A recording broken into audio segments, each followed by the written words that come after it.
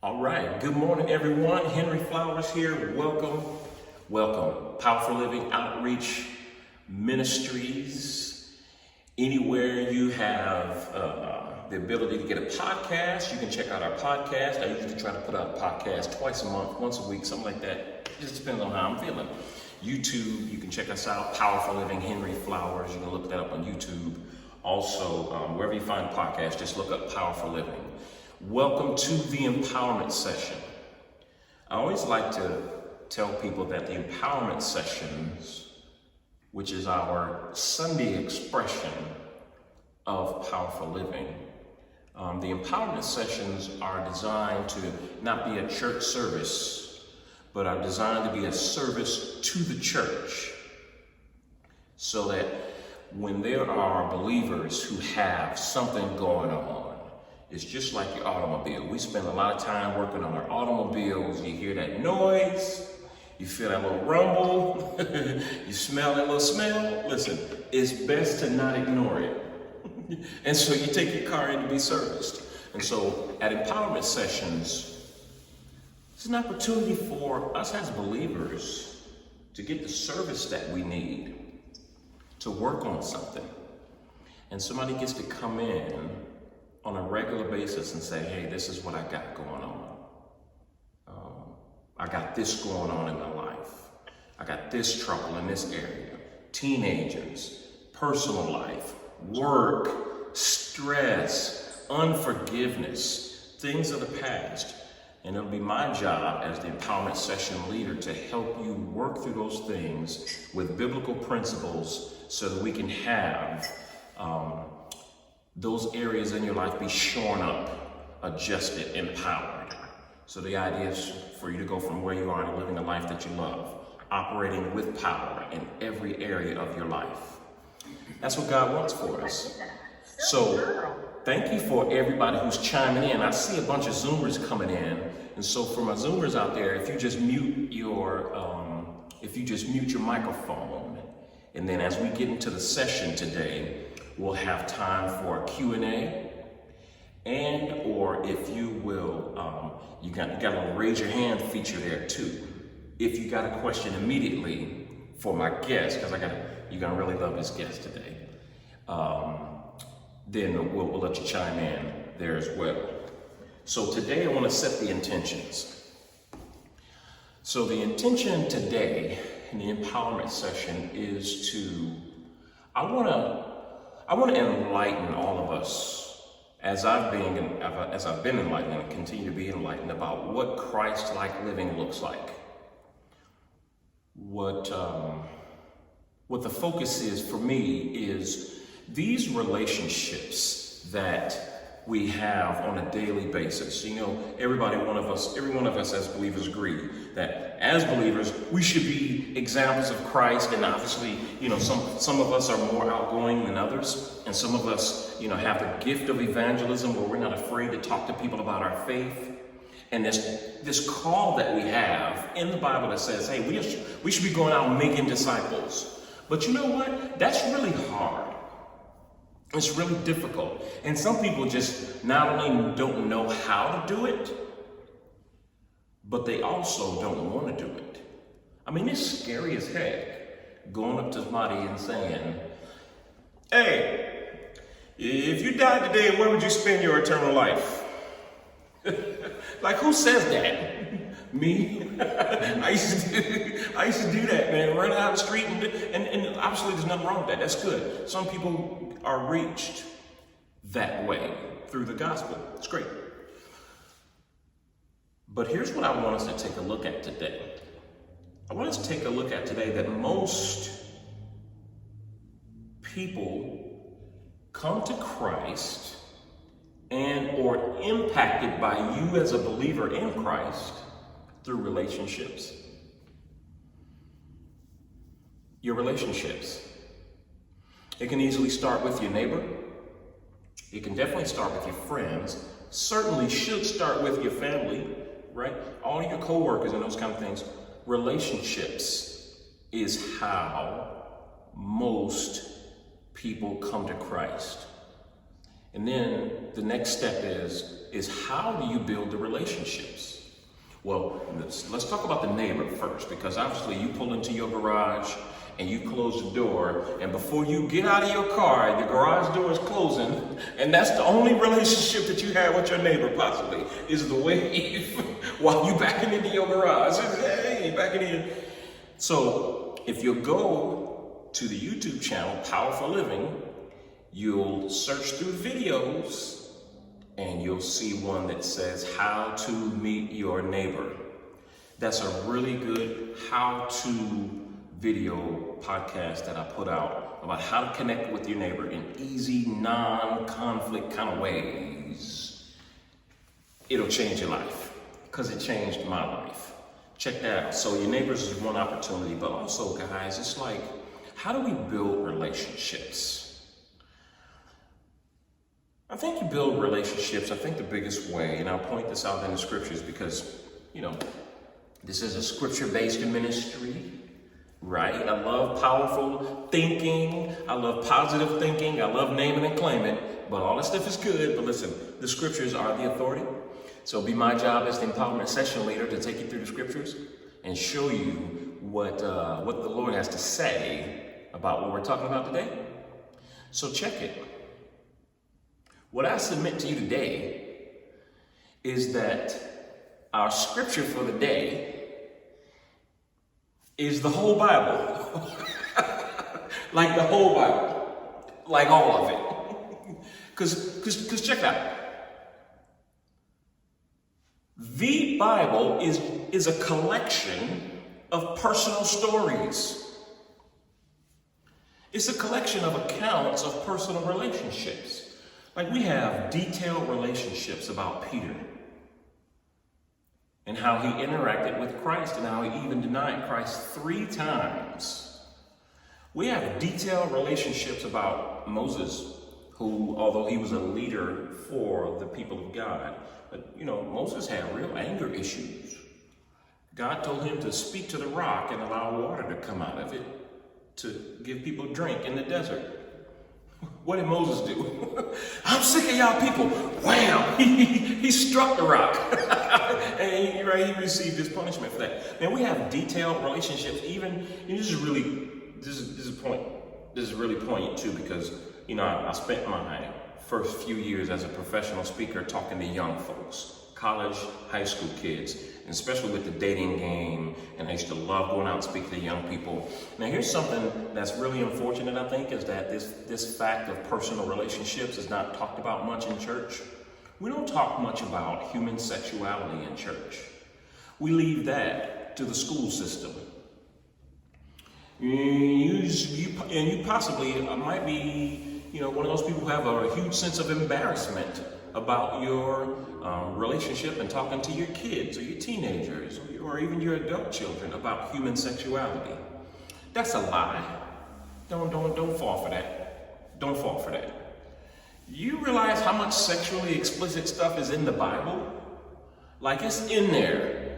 So how is it that God spent all this time talking about it and writing about it and recording it, but we believe the lie and now it's taboo? Don't talk about it.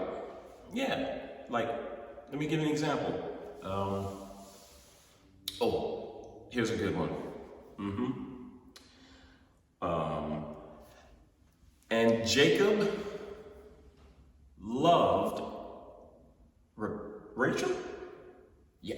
So it's either, I want to say Rebecca. So Jacob loved, would you say Rebecca? Jacob loved Rebecca, and he took her into his tent, and she became his wife. Now, unless you think there was a justice of the peace in that tent, something happened in that tent that made them one. Okay?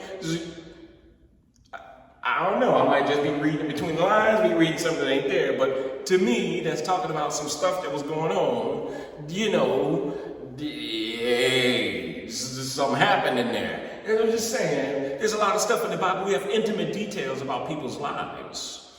And so this whole thing that we call the scriptures, it's an account of personal relationships. So those of us who say we want to live for Christ, we want to have powerful relationships with him, listen, y'all, he instructs us and shows us that powerful living is powerful relationships. So we get a chance to take inventory and ask ourselves, what kind of relationships am I building? What kind of relationships do I have where I actually am the catalyst? I'm reaching out, I'm being intentional, I'm taking risks that people won't like me, or people won't call me back, or people will set up a date and won't be there, set up a lunch meeting and won't show up, like all these kinds of things. I might offend somebody, they might not be the same faith that I am. And all these things that come into your mind just as a person, because we're in the flesh and we don't really want to do things, godly things. That's our flesh, that's our fallen human nature. But he says, if you'll follow my instructions, there's a path that's led for you. So here we go. Today, as I did last week, I had a guest.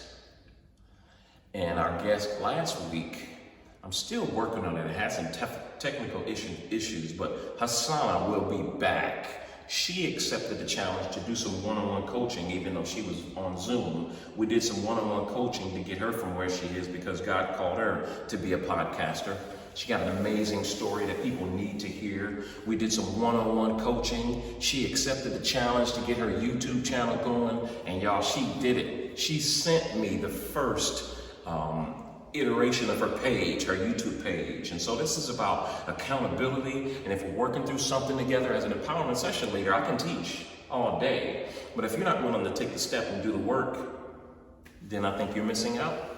And so here we have Hassana, who's launched herself into her powerful living as far as her online presence. And I'll be working with her, and she's going to be back to tell us and work with us on how she's doing and how that thing is transforming. She's out, reaching out, telling her story. That's a good way to build relationships, is to learn people's stories. And so if you were here last week on live on Zoom or in person, you met Hassana and you learned a little bit about her story. That's how relationships get started, y'all. Listen, hear me. There is no powerful living without powerful relationships. Let me just let that sit there for a second. Yeah, Jesus says, Lord, I'm praying to you that the disciples will know you the way I know you, and that they will be one with you the way I'm one with you.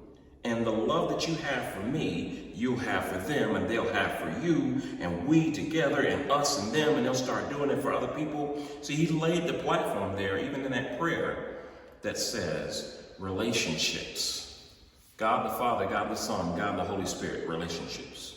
He says, go 2 by 2 and be witnesses unto me. What do witnesses do? Witnesses testify about the things that they've seen and heard. They got something to say about their personal story. This is what I saw. This is what I've experienced since I said yes to Jesus. If you're not making that possibility happen on a day-to-day basis, or at least a weekly basis, reaching out, could it be your neighbor? Man, could it be somebody you play games with regularly, somebody at your job? Just set up an opportunity to say, hey, listen, tell me your story. Where are you from? What makes you angry?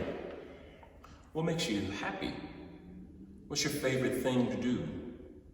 See, these are the foundations of powerful living as it's connected to powerful relationships.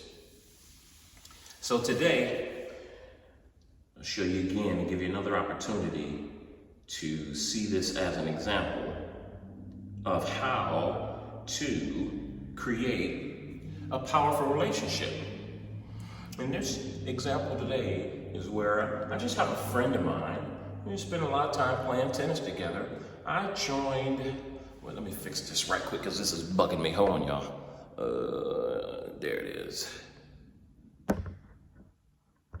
Ooh, let's see. I want this to be up there. Let's see. Okay. Maybe that's it. So, I came to Cincinnati in 2016, and I think immediately within a few months, at best, I joined a tennis club. And if I'm not mistaken, my guest was there in 2016. Mm-hmm. And he and I were playing tennis together, and I was playing tennis probably about 3 or 4 times a week. And he was there, and we began to connect that way. And just a cool guy on the tennis court. And just over the course of time, I got to know a little bit about his work, just chats in between points, in between change of sets. Maybe we're sitting down and have a drink, getting to know people. So these things are intentional. Because in creating relationships, y'all, you got to be intentional. It doesn't happen accidentally. And it starts off with, hey, who you are. Tell me who you are. Tell me where you're from. What kind of work do you do? And over the course of finding out about this guy that I'm getting ready to introduce right now, you're gonna see why I wanted to have this interview. So today, I introduced my guest. He graduated from Purdue University with a degree in chemical engineering, but went to medical school after. Graduating with honors from the University of Illinois College of Medicine. Did an internal medicine residency at University of Cincinnati and was chief resident for a 4th year. Moffitt Cancer Center in Tampa, Florida for oncology and hematology fellowship and was chief fellow this final year. He's been practicing oncology in Cincinnati since 2006. He's currently working for TriHealth. He appreciates and embraces oncology because of the continued research, development, and tremendous improvements in treatments, while also focusing on the challenge of understanding anatomy, physiology, cell biology, and pharmacology. There's too many ologies. Y'all bear with me, okay? Cell biology and pharmacology in determining treatment plans that take care, I love this part, of the entire patient's needs. He's a father of 3 sons, enjoys spending time with family, enjoys hiking, playing tennis, and currently learning how to play the piano. And he's you can welcome my guest, Dr. Ed Crane. Thank you, Henry. Yeah. Appreciate the introduction. Thank you for coming, man. Appreciate you having me. Now, this is funny, this last part that I realized here. You know, your father might be a little upset with you because your father was a physician and he wanted you to be a chemical engineer. Exactly. I wanted to be a chemical engineer. That's basically what he told me all my life. Is, you're going to go into engineering. You're good at math and science, and somebody who's good at math and science should be an engineer. So that's what I did. I went in engineering, and a couple of years into it, I was like, no, this is not for me. Yeah. What changed it for you? Well, I think honestly, it's that sense of purpose. I did a work study program at Purdue, and although all these things are important and valuable, like how to make a better paint base or how to, make glue better and that kind of thing, they do have important roles in our lives. It wasn't inspiring me. That just sounds funny. Yeah. And it just sounds uneventful. Right. Yeah, my job is learning how to make glue better. Yes. Yeah, exactly. Okay. Yeah. So it's just one of those things where it's like I need more purpose in my life on a daily basis. It can't be that here's my job. So when I did my work study, I always volunteered, every place where I was, just to help other people, and had great experiences with that, and just felt like my daily life really should be helping people, and it should just be something that I do after work. I love that. Yeah. I'm smelling what you're cooking, bro. It kind of dovetails with what my platform is. I love how it just works like that. So you are many times, with the work that you're doing right now, you are many times the bearer of bad news, so to speak, when it comes to those 3 words that none of us wants to hear. And those 3 words are, you have cancer. What's that like, bro? Well, you know, I think just sitting back and putting yourself in somebody else's position and understanding that, you know, they're, you know, understandably scared. You know, this is a huge life-changing situation. And so it's trying to, you know, be gentle with how you're explaining it, but also, you know, providing hope. Because fortunately our treatments continue to improve. Our ability to help patients through their therapies continue to improve. And even though you have a diagnosis that is understandably scary, you know, we talk about it being an unwritten story. We don't know what is going to happen. You know, we can talk about averages, but averages don't apply to the individual necessarily. And we all need to, you know, understand what the limitations are. I never want to provide false hope, but, you know, still be hopeful and say, well, let's always aim for the best possible outcome we can have here. So speak to that just a bit, because I think there's something there. When you say averages, so let's say any particular kind of cancer you may mention, if someone knows the history of that, if they know if this is an aggressive cancer, they're automatically going to think, or they may even ask you, you know, what percentage of people survive this kind of cancer. But what you're saying is that just because of the percentages in the past, that's not necessarily an indicator of what's going to happen with you. Correct. Tell me how that gets developed as it relates to current tech. Yeah. So, I mean, all those averages are based upon, you know, data that we have even from, you know, years and years ago. From when we started first tracking cancer deaths and survival rates. Right. And even if it's a newer study, so let's say we're quoting a newer study, you know, studies take, you know, 5 years to be completed. So we may be talking about a percentage that we learned about today, but that study started 5 years ago. And so fortunately, you know, even from when that study started, we probably have more treatments and better treatments. So,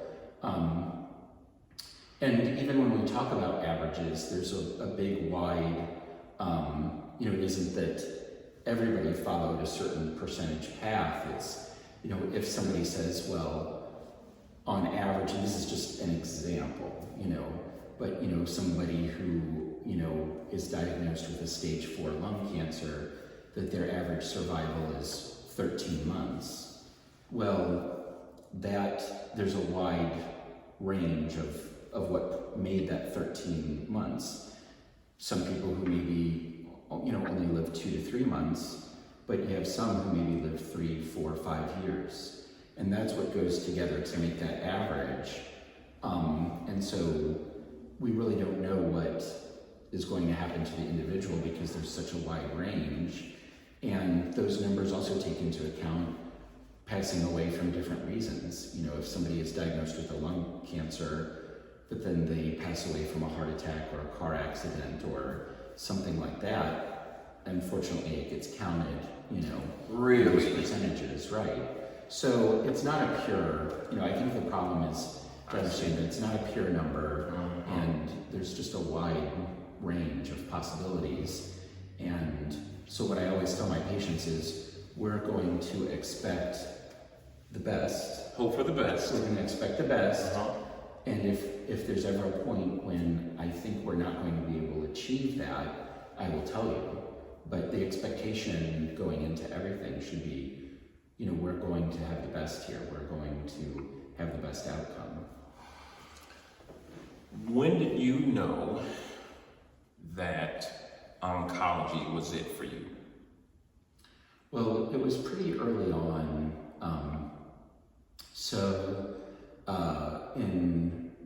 In medical school, I attended, well, it's even a little bit earlier than that. So oddly, my senior research project was on Taxol purification in chemical engineering, and Taxol is a chemotherapy that comes from the yew tree. And so so it needs to be, purified, extracted. Did you say tree? Yeah, yew tree, right. Yew, Taxol. spell that for me. Yew Oh, tree. Y-E-W. It's a Pacific yew tree. A yew tree. Mm-hmm. So this is cancer treatment that's been developed from something that came from a tree. Correct, right. Okay. Yeah. So Taxol comes from the yew tree, the Pacific yew tree. And you have to extract it from the plant. And so my senior research project was, if there were ways to purify it and extract it more efficiently. And so, that got me looking into, cancer research, that sort of thing. And so then when I got to medical school, that was just kind of what I was attracted to. And I went to some of the tumor boards early on. But basically, I knew going into medical school that I wanted to be an expert in something. I didn't want to feel like there was somebody out there who knew more than I did, You wanted to get it all. Yeah, so I wanted to be an expert, but I also wanted to be able to take care of the whole person and have a long-term relationship with people. And so, if I was just a cardiologist or, focusing on the heart, or, an orthopedic surgeon focusing on your joints, you're focusing on just one part of the body. And then if you're a surgeon, it's really, I'm going to fix your knee and then our relationship is over until you need another surgery. So that's why I like oncology, because, you have to worry about the whole person. They're understandably in a very difficult situation, and I like the idea of being a coach and a teacher, So you're a relationship guy, right? Yes, and that's pretty obvious, man, right? So this is really good. So I don't want to gloss over this either, because you hit something that's very important.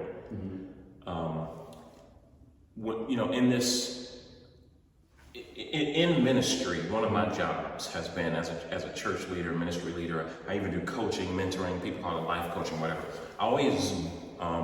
I love the opportunities when I get to help somebody discover themselves. And people are always, especially in ministry, y'all folks who've been in church for a long time, you'll know this part where it says, people say, I want to know what my calling is. What has God called me to do? Right? And really what they're saying is, what's my gift? And what is it that I can become an expert at? Right. And that's really what should be driving us as people, is to get in there and just find out what your gift is. And one of the things that I do is I always tell people this: the thing that likely is your gift, and that thing that you do in your circle that's better than what anybody else in your circle can do, is that thing that when you do it, people go, wow, do that again? Listening to other people. And then once you listen to other people, you gotta go for it. When I realized my gifting and other people begin to validate that, and it's like, man, you need to do that again. Say something again. Read this. Get up in front of people. And I've never had a fear of getting up in front of people. And then when I found out that most people are afraid to get in front of people, I said, okay, most people are afraid to do this. I have no fear of it. That probably could put me in a niche situation to where I could create some real value in my life.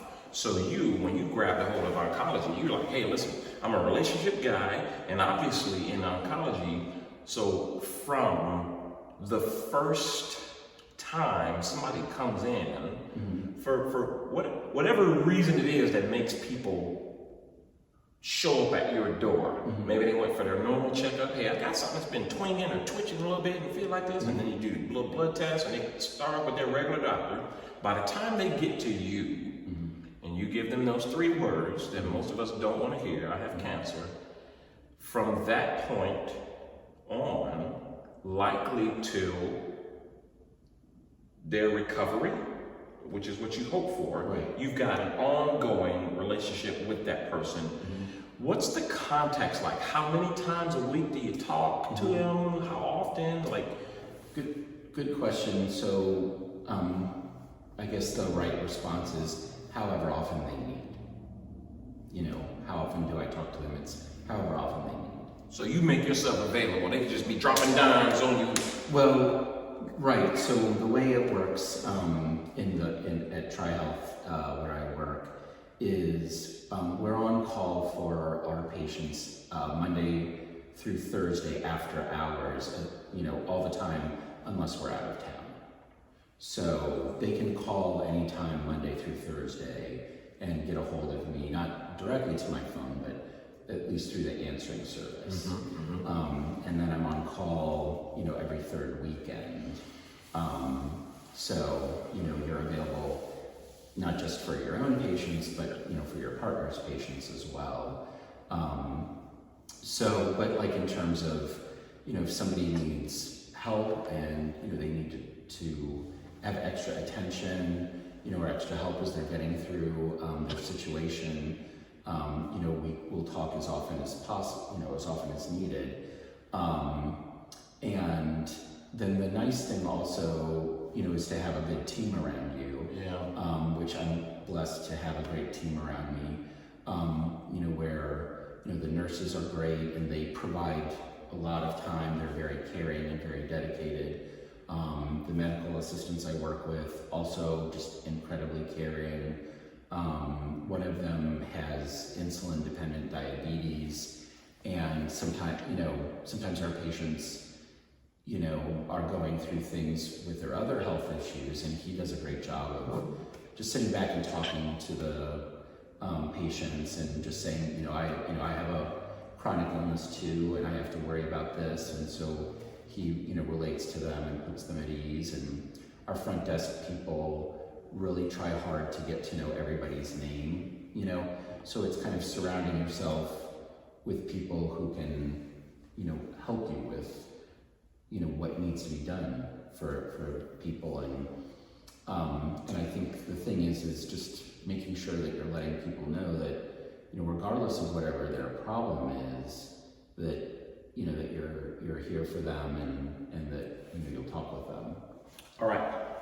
So here we go. I'll give you a second to take a drink because okay. I want to jump into the not so good side of cancer. So you've been talking about your expertise and your studies and why you fell in love with this particular field. Great opportunity for you to be who you are, a relationship guy, carry on relationships with people over the course of time. And so now you come to the point where many of us, and especially I know we got a diverse group of people always chiming in on Zoom. I remember my grandfather being diagnosed with cancer. And I think by the time I can't remember whether it was too late upon diagnosis and discovery, or it turned into that. But here's what I do know. My grandfather refused treatment.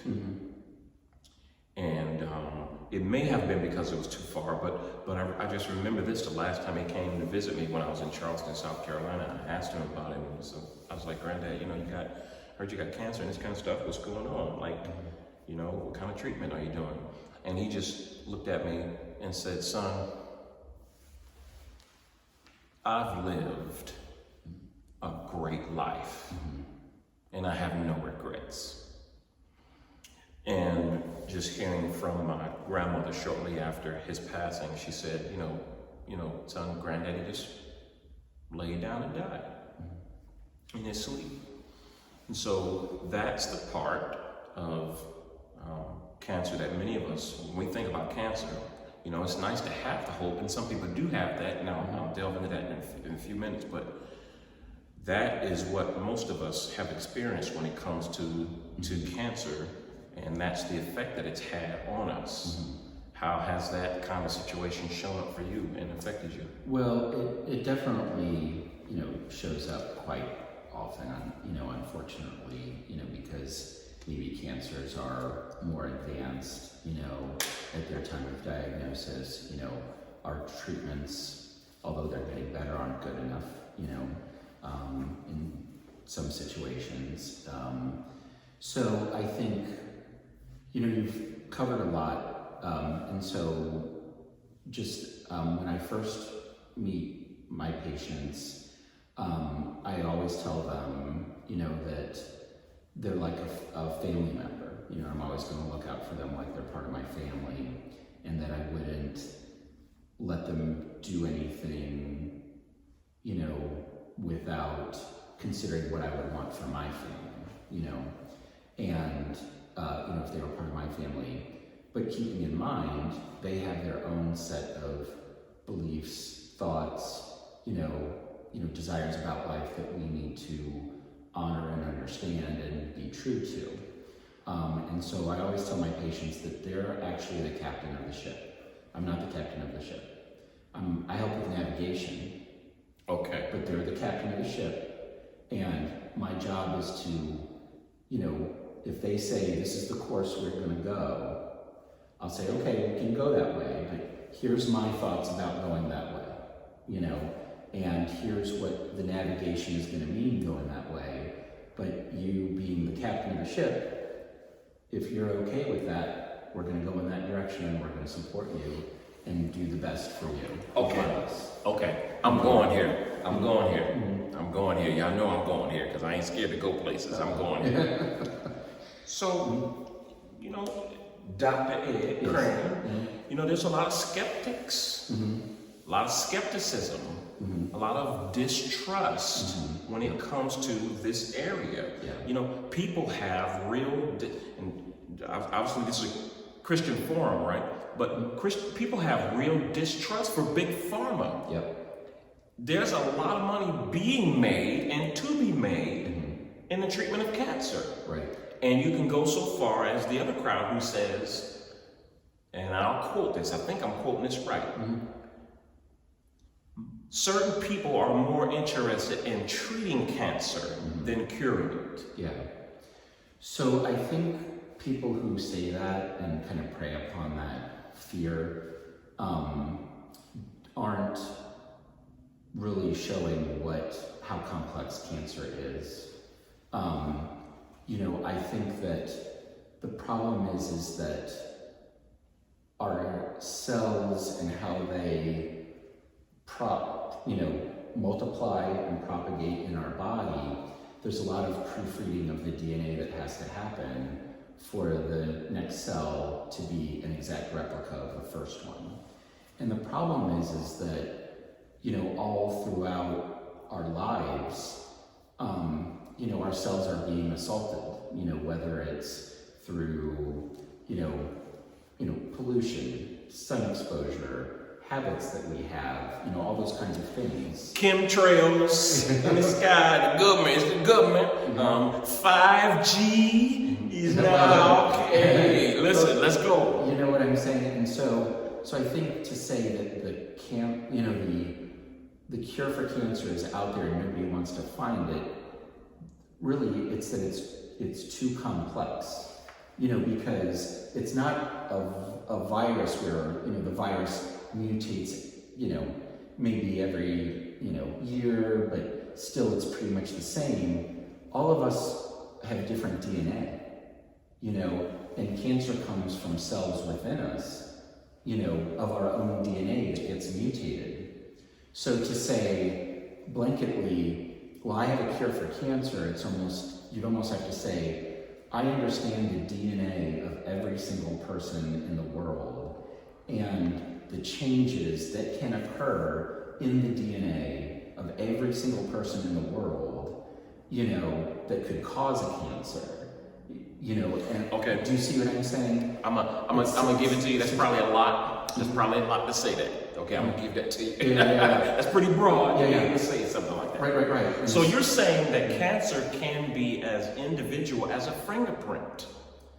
right, and it is, because we do next generation sequencing now that looks at how the DNA in the cancer has changed from your own DNA, and look at the different patterns of changes. And I mean, I always say no two people are ever the same with their cancer. Wow. Ever. Wow. Okay. With people who, you have your people who are skeptics, and I appreciate you clearing that up, because I love you using some really good words that sound big and fancy, but they make sense though, right? So the people who are skeptics believe what they believe, and it's your job to do what you can just to try to help them. And you're saying that you try to be not the captain, but to just help them navigate, Right. and that they are ultimately responsible. So what about the people who say, hey, I'm just going to trust God to heal, and maybe they just say, I'm just trusting God, my pastor laid hands on me, and I'm going to be healed. Or they take the natural way, they got some natural remedies, some herbs from the forests of Egypt, or whatever they're doing, noni juice, whatever they're doing. Have you come to that situation and talk to me about some stats or some percentages? Yeah, so if you can. That's a good question. So I do have that situation, several times a year. And so I'm always honest, with my patients, and I tell them, I really, really hope this works for you. I want it to work for you. I would love for it to work for you. What do you mean this? This, like whatever alternative plan. What they've chosen. Yeah. You're saying you hope it works. I hope it works. I hope it works for them. I want it to work for them. But that, in all honesty, I haven't seen it work for one single patient yet.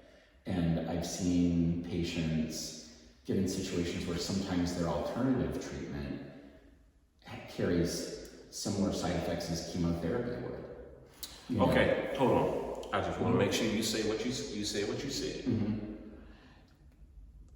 So let's just take, for example, the person who says, I believe that God can divinely heal me. Yes.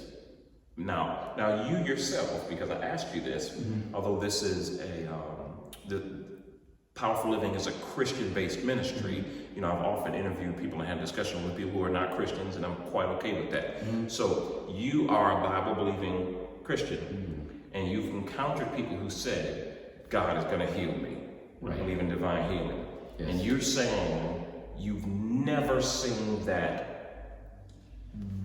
work. I haven't. And just being honest, so the thing is, you encounter wonderful people. I encounter wonderful people all the time in bad situations. And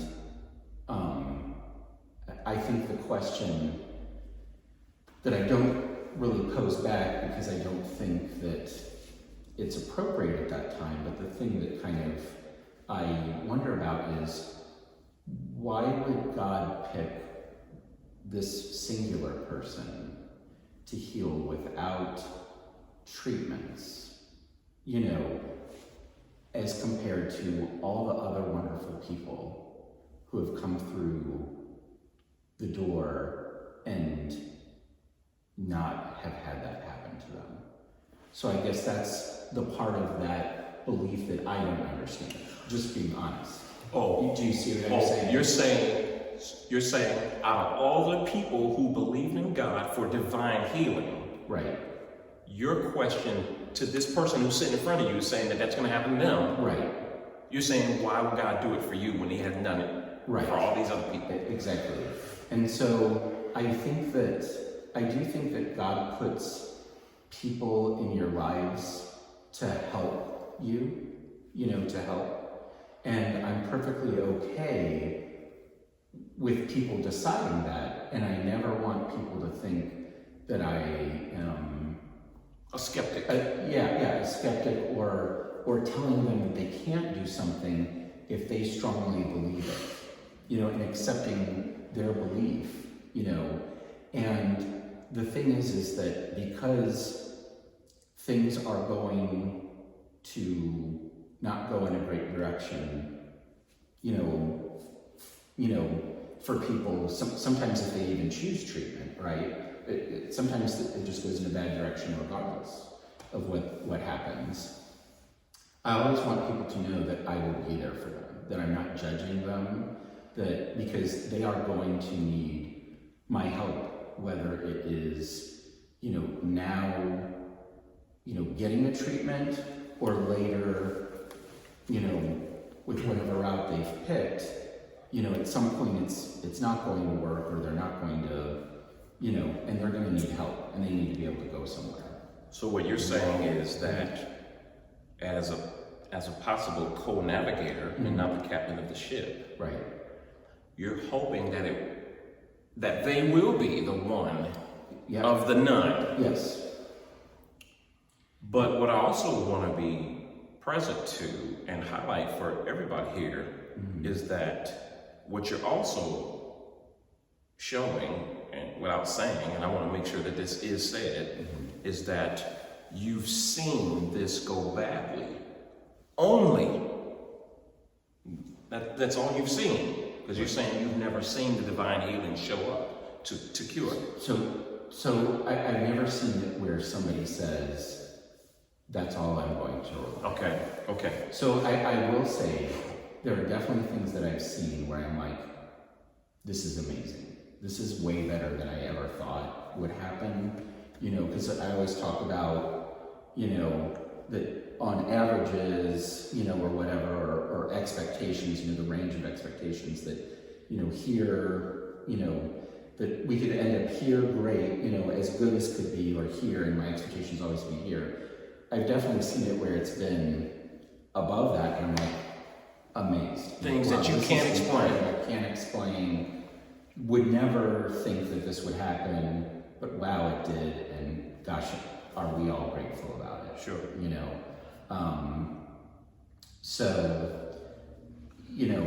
So that's best case scenario. Right. And you've also seen with your eyes, you've seen how it shows up on people, in people, affect their families when it goes the worst. Right. So you have that perspective for the person who hasn't been to the darkest place yet. Right. You have a perspective because you've been there with other people and saying, okay, I hope this goes well, but in your purview, you know how bad it can be. Right. And so I think that it is, it really is a privilege to be able to help somebody, at their lowest time. And how do you bring them comfort? How do you bring their family comfort? How do you help, with the fact that, this person, this person's life is going to end, before they would want it to, before their family would want it to, and how do we, help with that, and provide support. Okay, this is good. All right, so I want to turn the corner here because I don't want to take up too much of more of your time, but also I want to give my Zoomers time for a Q&A. Sure. So everybody on Zoom, if you got some questions that you'd like to ask Dr. Crane, let's get ready for that. So in turning the corner, because I actually want to come back and have you address something that you shared with me before about your work experience where you've seen not just the dark side of how cancer shows up for people in their lives and their diagnosis, right?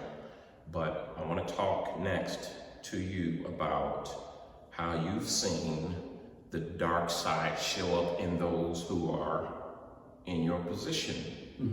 And obviously, you don't have to name names or anything like that, but you've had a real experience with that, and people just not doing the right thing for people. I want to address that next. But I want to talk to my audience here that, you know, I hope this has been a benefit for you. Many of us have been touched by cancer in this area one way or another. It's been a huge benefit for me. But I just want you to know that, you know, Dr. Crane, this is Ed to me, y'all. Like this is Ed. Like this is Ed. You and I played tennis yesterday. We had a doubles match, tough guys on the other side. We could have won. We hadn't played together in about 2 years. 2 years, right? But this is Ed. Ed's been on my tennis team for years. And one of the things that I'm talking about, when I'm talking about powerful living and the power of relationships, like these are things that I knew about Ed just from sitting having a drink with him after a match or before points or this kind of thing, just learning about him, you know, getting over, I don't know if I've actually been over your house, I can't remember, but getting together with people and just saying, hey, tell me your story. So listen, this access that I have to Ed, who is Dr. Crane, like it's possible that not everybody has this access. Like, I don't know how many times you've been interviewed in this dynamic, in this arena, right? But just understand, I got this privilege because of a real casual tennis relationship to where I was willing to take a risk and say, hey, what's going on, man? What do you do? You know, really? Would you be willing for me to interview you? Blah, blah, blah, right? So all of this stuff happens just as a result of me creating possibilities. And so when I'm talking about powerful living and the just, you cannot separate powerful living from powerful relationships, folks. Listen, it starts like this, where you whatever you're doing casually, just possibly take the time next week, someday, this person that you've been working with or connecting with on a regular basis, just say, hey, listen, tell me a little bit about your story. Who are you? What else do you do? Here's a good one. What kind of hidden talent do you have that we don't know about? Tell me about it. And you just be surprised and be shocked at how God will open things up and create opportunities for a deeper relationship and possibly expand some things for some other people as well. Here we go, Zoomers. This is what we'll do. I'm going to turn my microphone back up so we can hear from those of you on Zoom. If you got questions that you want to ask Dr. Crane, here's your opportunity. We're going to do this possibly for the next 5 minutes. Q&A, oncology specialist. I don't have to go through his resume again. I done told y'all about these honors and all these certificates and stuff. This guy is a professional. Here's your chance to ask the pro. Whoever chimes in first. I have a question. This is Consuelo. I have 2 best friends, both dealing with breast cancer. Same phase of cancer, if you will. One beat it with a 1.5 year treatment. The other one is going on 2-3 years treatment, and they pretty much told her there's nothing they can do. At what point, for my one who's not beaten it, do you stop? We've all felt like she's just kind of I don't know, torturing herself, or it's not helping her, but she still keeps trying, and she's getting sicker and tired by the day, and she doesn't know when to stop. So great question. So it was really, you know, when to stop when people are going through treatments and it looks like they're getting beaten up and their quality of life is deteriorating. So I think part of it is to address with, you know, the patient, kind of the cultural, the poor choices of words we use, unfortunately, when we talk about cancer treatment. You know, are you fighting? Are you battling? Are you winning? You know, we all hear that, you know, winning the battle against cancer. Are you a fighter? So on and so forth.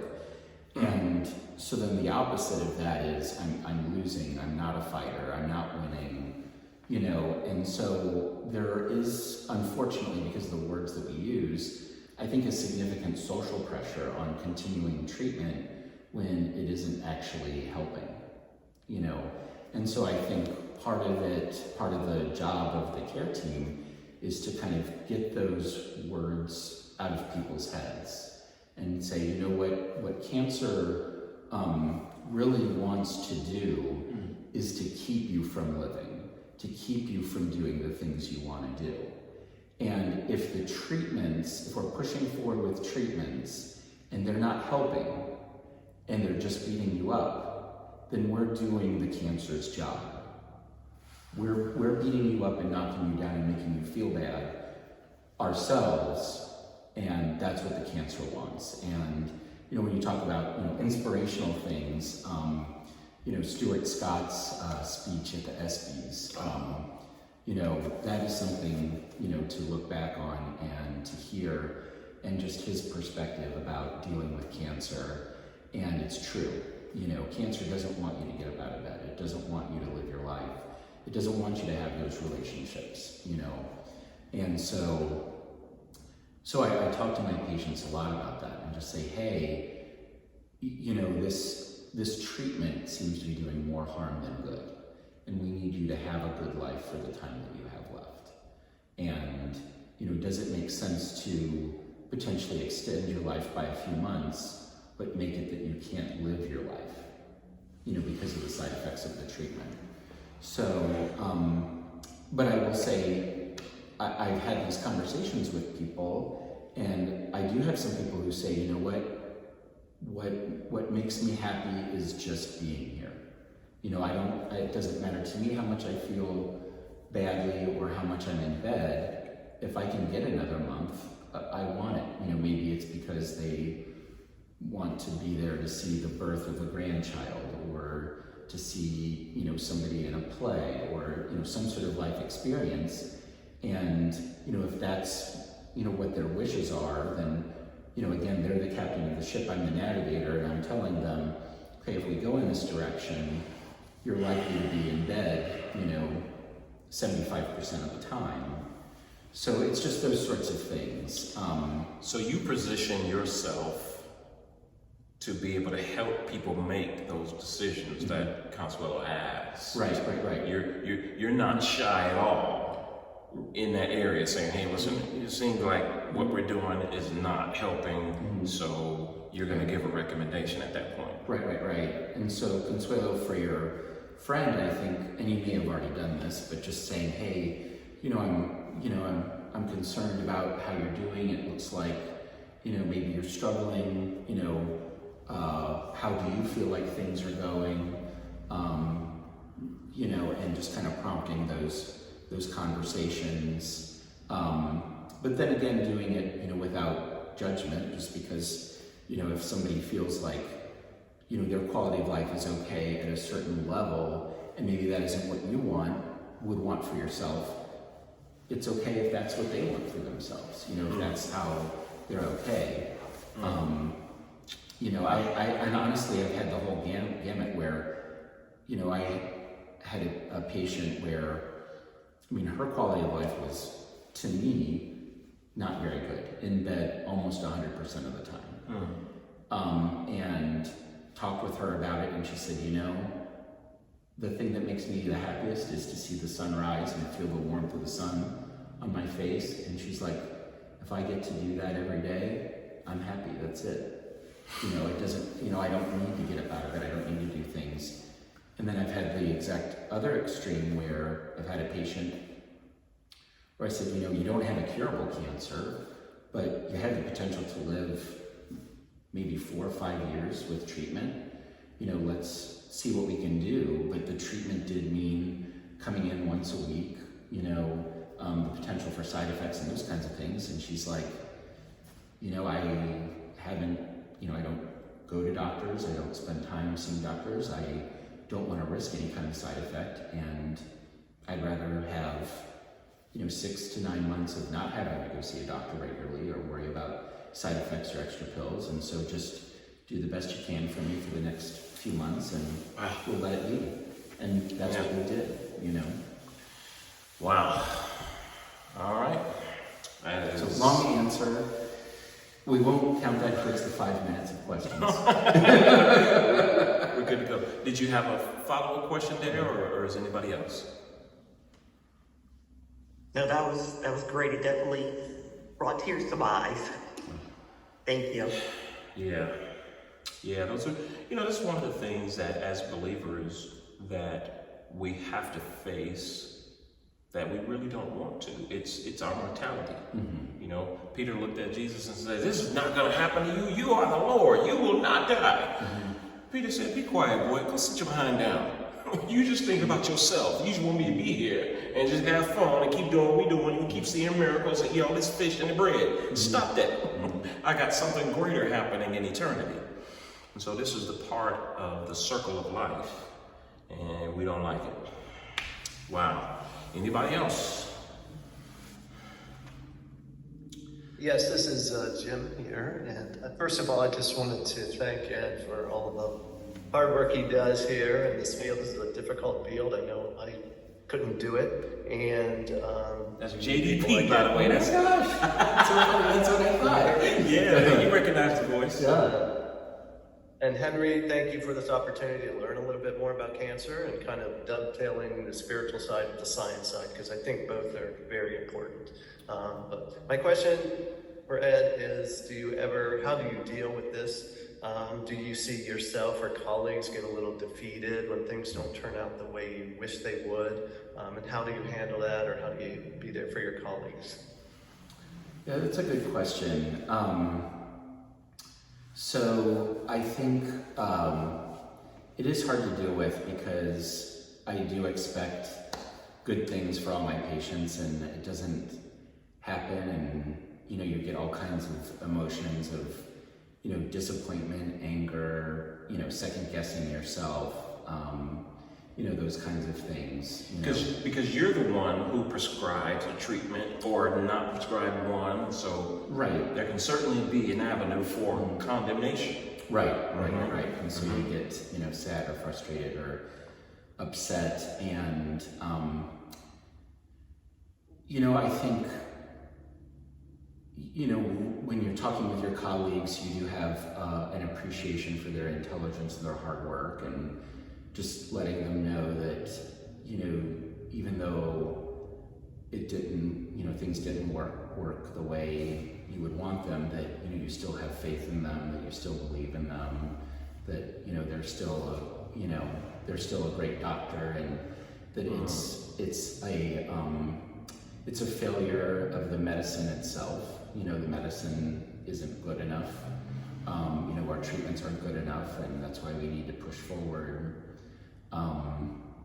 I think, surrounding yourself with nice, positive people like Jim D. Pure and Henry Flowers and Jeremy. Is Jeremy on there too? You see Carly? I think I do see Jeremy. Yeah, Jeremy. Surrounding yourself with positive people outside of work where you feel uplifted, being in their presence is helpful, and just trying to find other things to do besides just focusing on work. This is really good because this is an important part of Christian living that many people miss out on. And Jim, you're speaking to the constant need for us to strengthen ourselves and to encourage ourselves, right? Because you really have two enemies in this walk of life. If you're a Bible-believing Christian, you have two enemies. Paul talks that there's a war going on in my members. So let's just say on your right shoulder, there's your flesh, the fallen human nature that does not want to do the things of God, really don't want to do nothing other than things that please the flesh. So that's on your right shoulder. And then Jesus says in John John chapter 20, he says, listen, there's a thief. And he ain't playing around. He coming to do three things, y'all. He ain't joking. He ain't coming to have pancakes or popcorn with you. He coming to kill, steal, and destroy. He, like the cancer you said, he wants you to die. And so he's on your left shoulder. And so you got these two voices in your head saying you failed. You didn't do enough. You stupid.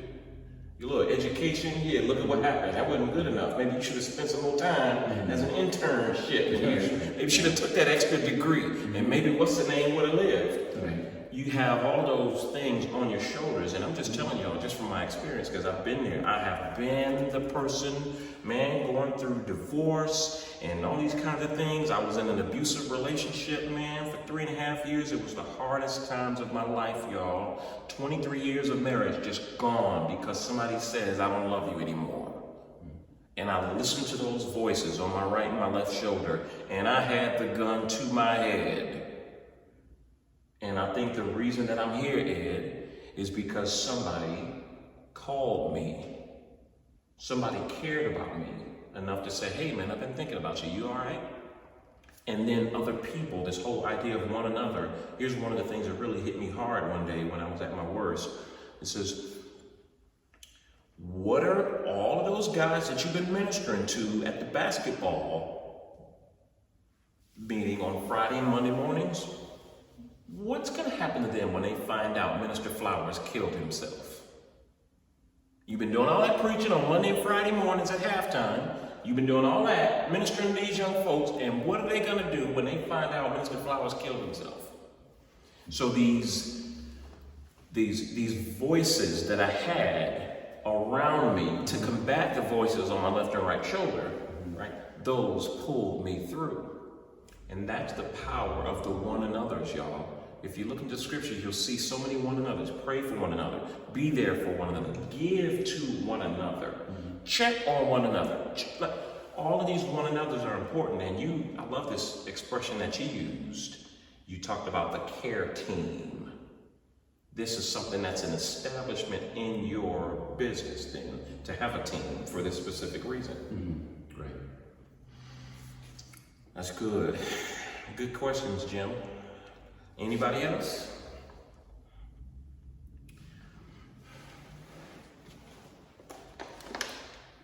I have another question.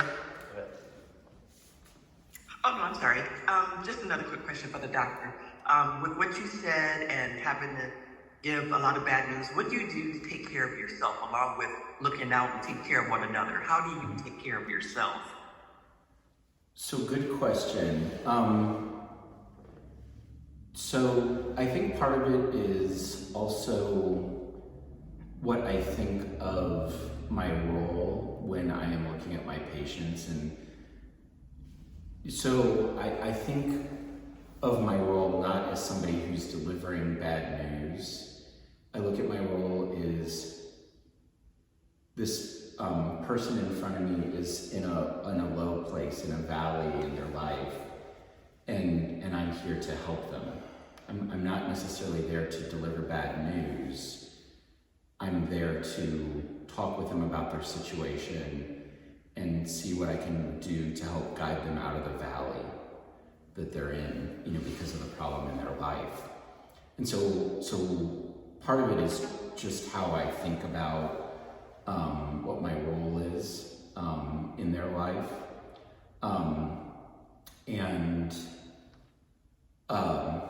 and that is helpful, but really. So you just change your thinking, right, about what's happening. You take away the meaning, because this is just one of the things that we discuss often. Is when a situation happens, somebody says something, somebody does something to us as believers, we add meaning. That means they don't love me. That means I failed. That means I'm not a good person.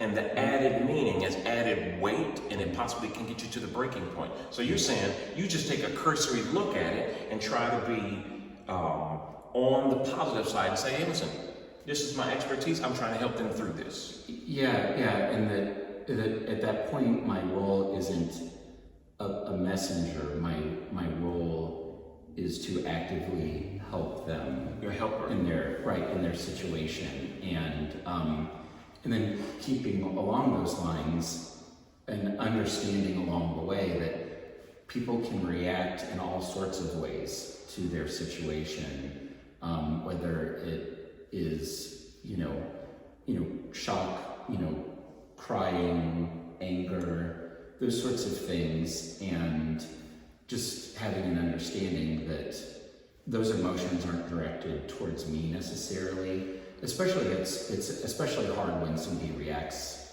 in an angry way, about, whatever they've been told. But that is part of grief.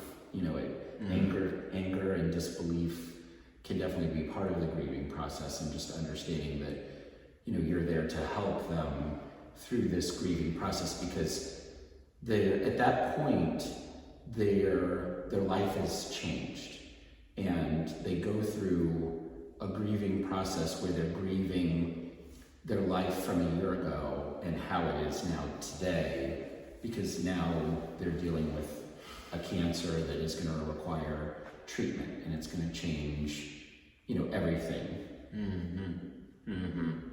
I love this. So you're doing the work. When Consuelo asks how you're taking care of yourself, this is the mental work that you're doing for yourself, saying, I'm not going to make this about me. I'm not going to take a dark approach to this that says I failed if something doesn't go the way they want to. I'm a helper, and that's your way of keeping yourself mentally balanced. Right. And then outside of work, doing, fun things, trying to exercise, spending time with Jim and Jeremy and the rest of the tennis team. And gotta chase them fuzzy yellow balls. Yeah. We got to. And that's And then just trying for personal growth. I mean, I think that's something that I've looked at here, even over the last, couple of years, when I need to continue to not just push myself professionally, but also kind of push myself from a hobby standpoint, and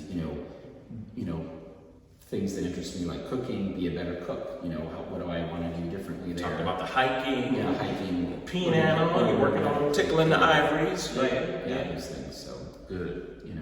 That's good. Yeah. Taking care of the whole man. Good question. Dr. DePure, did you have something you wanted to chime in on?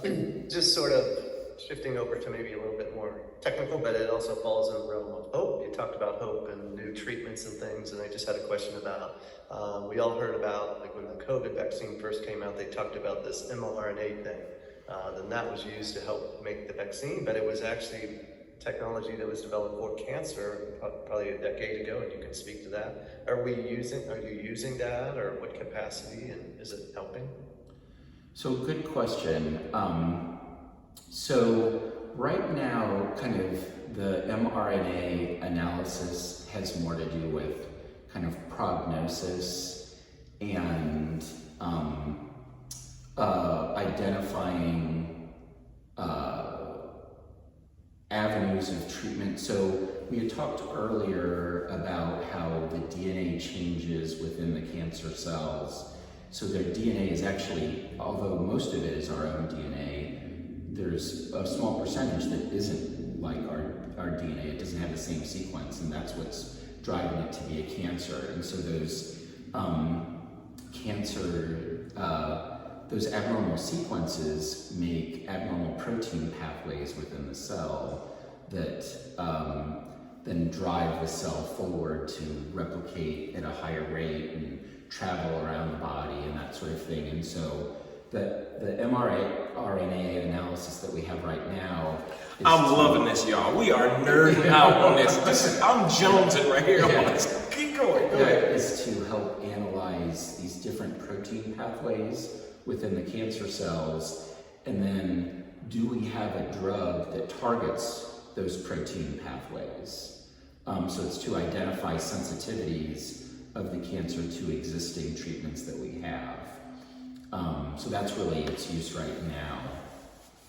This is really good, Jim, and I love the avenue that you opened, because when it comes to, and I mentioned this earlier, the skepticism about the treatments of cancer and the big pharma and all this kind of stuff, man, listen, folks nowadays, man, they are on almost up in arms, and you talking about distrust at an all-time level, you know, with the things coming out now about COVID and what it did and what Dr. Fauci was and all this kind of stuff and how much people are dying just because of the vaccine. And so you got this whole crowd that has been energized against big pharma and big medicine, and they're saying, "Hey, look at all this stuff that's gonna come out now. Where Fauci at now? You can't even find him now. You've been discredited,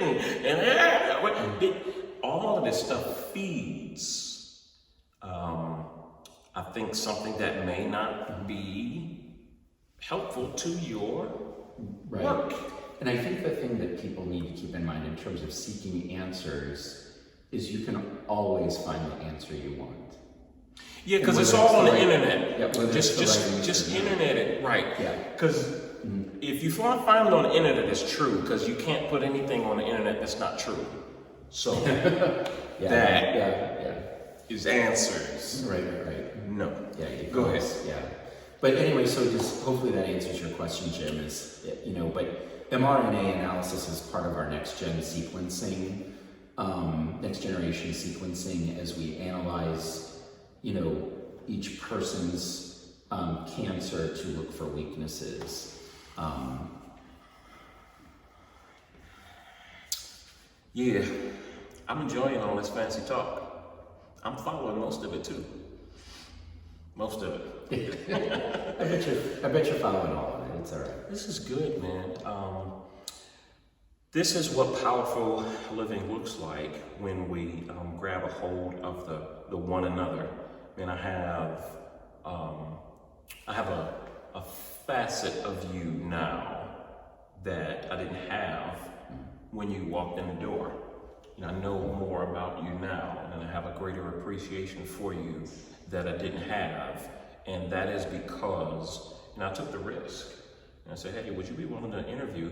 And speaking of taking a risk, I just got put a little note in the back of my mind that says maybe Jim DePure might be on my schedule soon, because he is.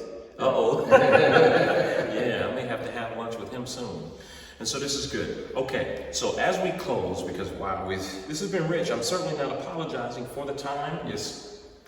And obviously his time is valuable as well. So I want to delve into this last one, because this is really personal to you, because I love what you talked about when you talk about your desire to care for people and to walk them through. And you talked about individual needs and taking care of the whole person and not just throwing out a bunch of treatments. And with all the talks that we've had about the skepticism, big pharma, big money in treating cancer, all these kind of things, you've shared some things with me before about the dark side, I'll say, with people in your field who've done some unsavory things, some unsavory practices, and things that you abhorred. You talked to me about your changing venues, like I'm out of here. Share as much as you feel like you want to share about that. Yeah, I think the thing is just, if you're getting your care somewhere and you feel like they're not looking out after you as a person, and it feels more like an assembly line than kind of looking at, is this how I want to feel as a patient? Is this where I want to be? And so I think that was kind of the thing, is just seeing, philosophies, are you truly looking out to take care of everybody? Or is it only the people who have, good insurance? You know what I'm saying? Those sorts of things. And, not every place can do that, because it is an expense, but, clearly, and, you have to be able to stay in business to take care of people. Keeping in mind that there are ways to get people insurance, and, the thing that I love about where I work is I definitely feel that they look to give help to the people who need the most help. And it's not,